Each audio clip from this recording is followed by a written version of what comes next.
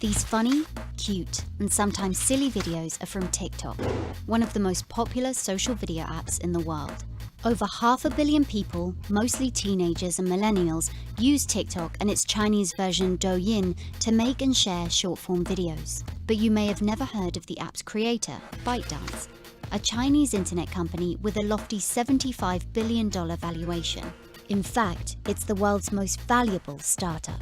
This is the story of how Bytedance achieved extraordinary success in China and how it's pushing to be the next global internet titan.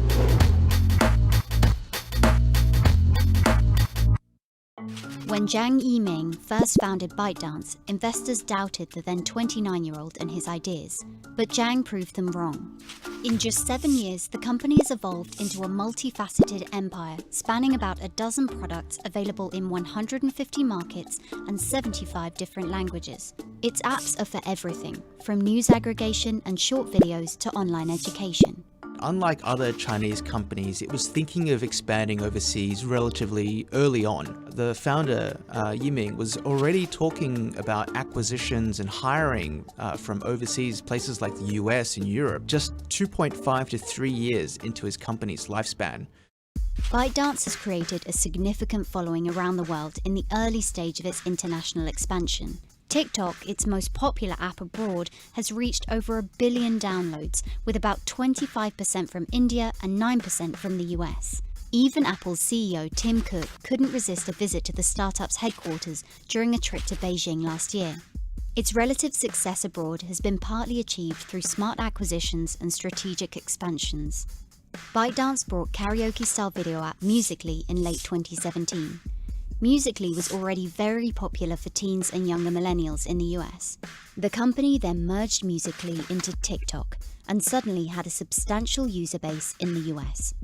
It's such popcorn entertainment that you can consume really quickly. You just keep scrolling and you see the next video, and it's just 15 seconds each. And on the other hand, by using their artificial intelligence targeting, they can get you the content that you're most interested in watching and seeing. Bytedance's success story started with its signature news aggregation app Toutiao in 2012. The app uses AI to aggregate news and videos from tens of thousands of media outlets and then pushes personalized feeds to users. It's similar to Facebook's newsfeed or Apple News. Bytedance uses its AI engineers and AI engines to serve content you want to see straight away. So the idea is that the more you use it, the better it learns about your habits and your personality, and the better suited the article becomes for you. And then that becomes an addictive experience. But not everybody was happy about Toutiao's business practices, especially publishers who felt their original content was stolen by the news aggregator. After a flurry of copyright lawsuits from newspapers, Zhang negotiated deals with media partners to share revenue.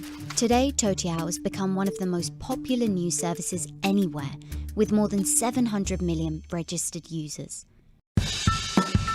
What's remarkable is that Zhang and Bytedance managed to create such hugely popular apps like Toutiao and TikTok without backing from China's internet giants, Baidu, Alibaba, and Tencent, also collectively known as BAT. In fact, it often found itself at war with the three giants. If you're not backed by BAT, it's very difficult to survive as an internet unicorn in China. In many ways, Bytedance survived by being underestimated by other Chinese internet giants.